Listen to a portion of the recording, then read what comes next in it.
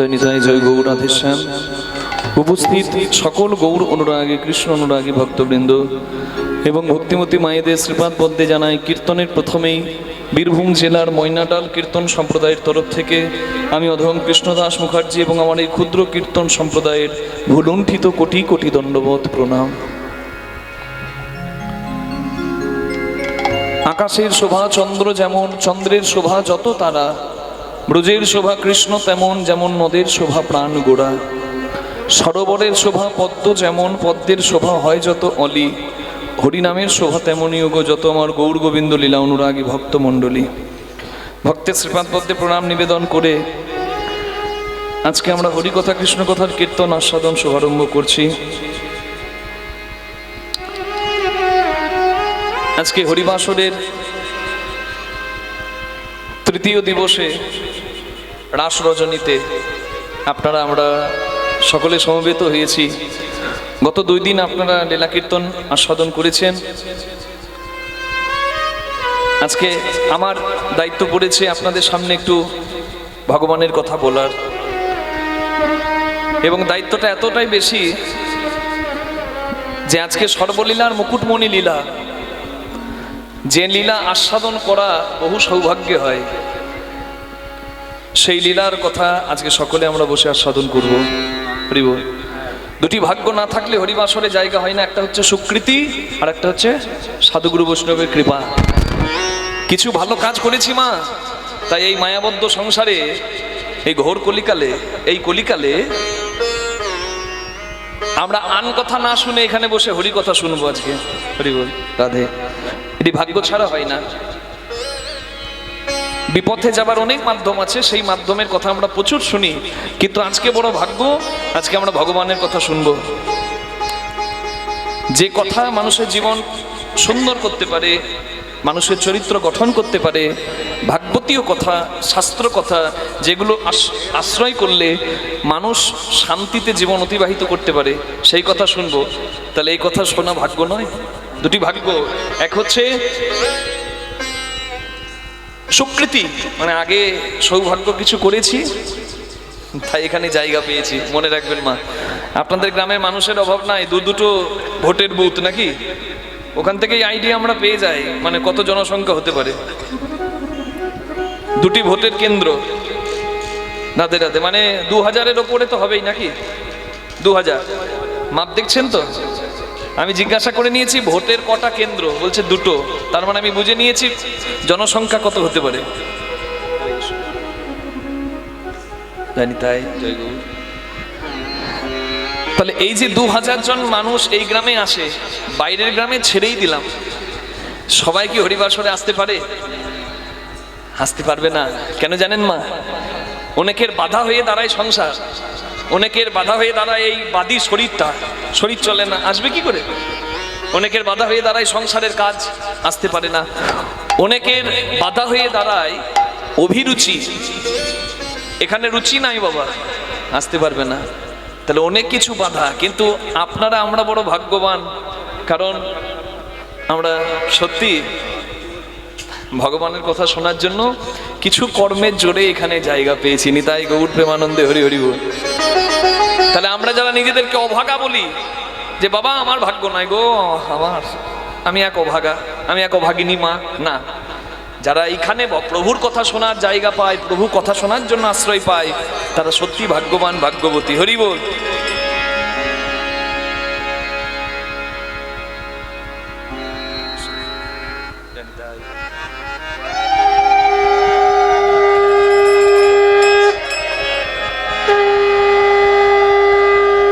শ্রী গুরু নিতাই গৌর প্রেমানন্দে, হরি বল, হরি বল, হরি হরি বল, রাধে।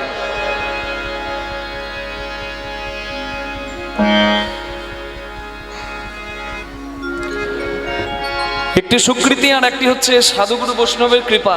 কৃপা না থাকলে হয় না। রাধে রাধে। ভক্ত ধ্রুব 5 বছর বয়সে উত্থানপাদ রাজার সন্তান, রাজা রাজপুত্র তো। দেখুন, আকাশের বুকে ধ্রুব তারা হয়ে যিনি উজ্জ্বল হয়ে রয়ে আছেন, হরি বল, সেই ধ্রুব মহারাজের কথা আপনারা চিন্তা করুন। রাজার পুত্র, উত্থানপাদ রাজপুত্র ধ্রুব মহারাজ। তবে সে যখন বাবার কোলে বসতে যায়, ছোট ছেলে বাবার কাছে আদর করে আদর পাবার জন্য বসতে গেছে। তো যেই না পিতার আসনে বসতে গেছে, পিতার কোলে, তার বাবা তাকে নামিয়ে দেয়, এই নাম। আচ্ছা, এখানে যারা সন্তানের বাবা আছেন তারা একবার চিন্তা করুন তো, ছোট্ট ছেলে বাবার কোলে বসতে এসেছে, বাবা যদি বলে এই যা, ছেলের কত কষ্ট লাগবে। রাজপুত্র ধ্রুব বাবার কোলে বসতে গেছে, বাবা বলছে এই যা, কারণ হরি বল, সৎ মায়ের জ্বালায় ধ্রুব কোনোদিন পিতৃস্নেহ পায়নি, তার সৎ মা ছিল। ধ্রুব মায়ের কাছে এসে চোখের জল ফেলে আর মাকে বলে, মা, ও মা, আমি তো রাজপুত্র, আমার বাবা তো রাজা, তাহলে আমি বাবার কোলে বসতে যাই, বাবা আমাকে নামিয়ে দেয় কেন? মা তো আর বোঝাতে পারছে না যে মা বাবা আমি সতীনের ঘর করছি, তুই দাসী পুত্র, এটা আর বোঝাতে পারছে না।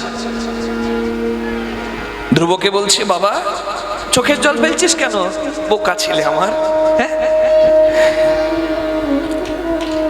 ধ্রুব কিছুতেই মানছে না, বলে না মা, সবার বাবারা সবাইকে কোলে নিয়ে আদর করে, আমার বাবা আমাকে কোলে নেয় না, আমার বাবা একটু ভালো না। তুমি বলো না এমন কি কোনো বাবা নাই যে আমাকে কোলে নিয়ে ভালোবাসবে?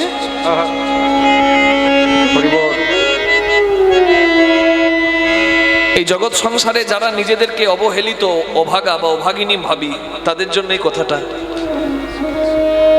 যারা মনে করি আমি অনাথ বা আমার তিন কুলে কেউ নাই, জগতে সবার কাছে আমি প্রতারিত হয়েছি, আমার কেউ নাই, তাদের জন্য এই কথাটা।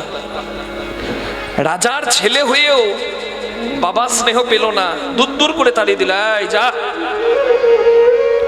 সেই ছেলে কাঁদতে কাঁদতে মায়ের কাছে এসে বলে, মা, আমার বাবা আমাকে কোলে নেয় না, আমার বাবা ভালো না, এমন কি কোনো বাবা নাই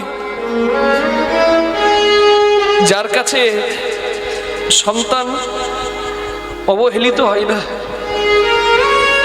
ছেলের চোখের জলটি মুছিয়ে দিয়ে ধ্রুব জননী বলে, বাবা, এমন একজন বাবা আছে যার কাছে সবাই আশ্রয় পায়। সন্তান যদি তার কাছে যায়, সে কোনোদিন অবহেলা করে না, সে কোনোদিন তাড়িয়ে দেয় না, বুকে করে আগলে রাখে।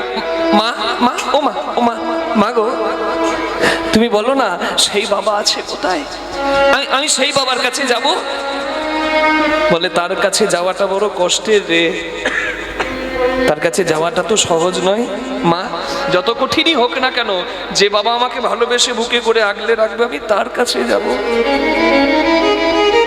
এ মোহমায়ার সংসারে আমি যাদের কাছে অবহেলিত, আমি তাদের কাছে থাকবো না।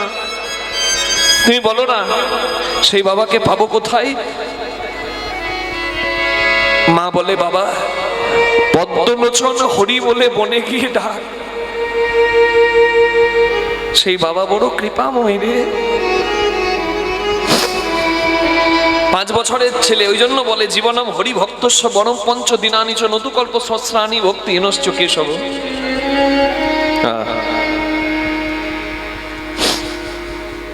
5 বছরে হবার হলে হয়, বলে না?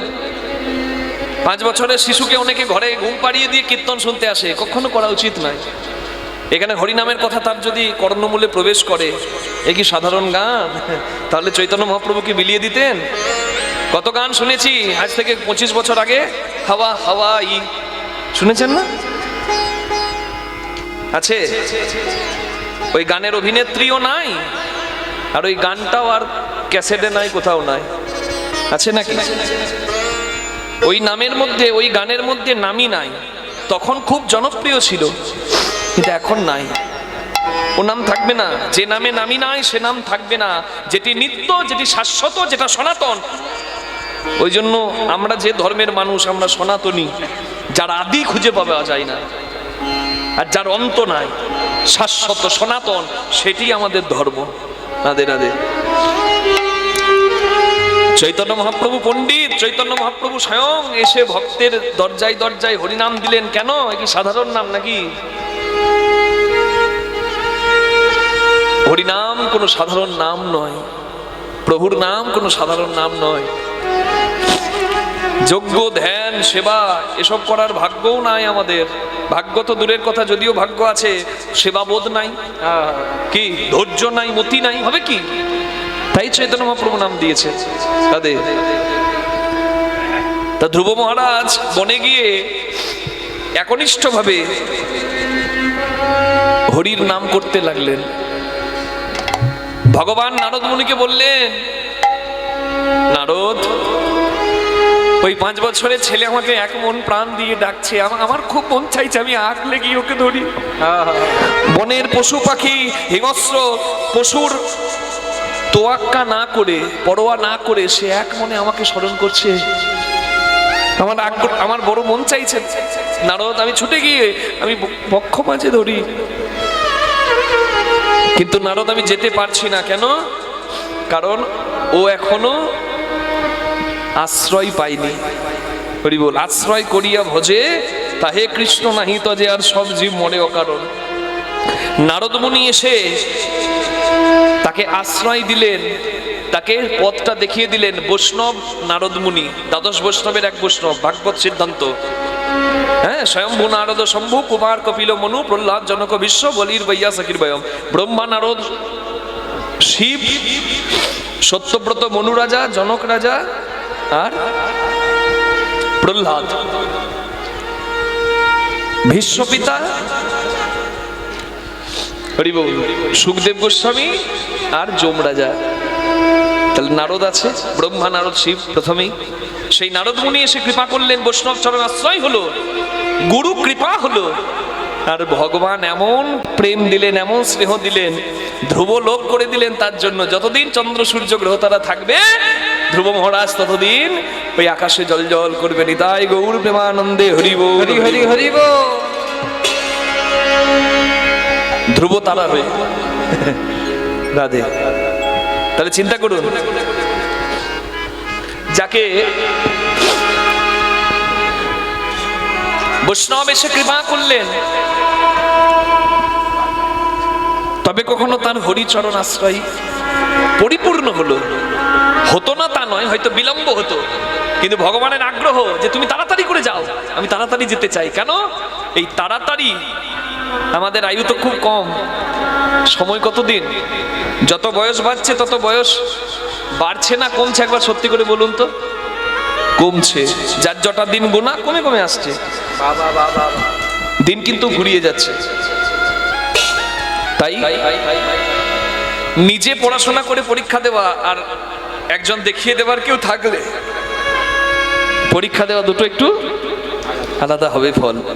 নারদ মুনি কৃপা করলেন, ধ্রুবর হরিচরণ লাভ হলো। আমি ওই জন্যই বললাম, হরিবাসরে দুটি কৃপা না হলে জায়গা হয় না।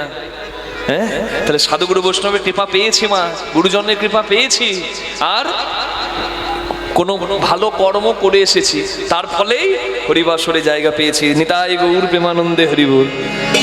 আর এহেন ভাগ্য আজকে এই পবিত্র রাস রজনীতে, হ্যাঁ, এই কার্তিক মাসে রাস পূর্ণিমার সামনে, তার আগে এই রাস রজনীতে আমরা সকলে সর্বোত্তম লীলার কথা শুনবো। আজকে আমরা কীর্তনের বিষয়টা, প্রত্যেক বছর তো আপনারা রাসের কথা শোনেন, আজকে রাস আমরা গাইব। মানে রাসলীলার কথা থাকবে, নৃত্য রাস থাকবে, আর শেষে মূল রাসলীলার বক্তব্য সেটা আমরা গাইব। সেটা হচ্ছে আজকের লীলা হবে অন্তর্ধ্যান রাস। নিতাই গৌর প্রেমানন্দে হরি হরি বল।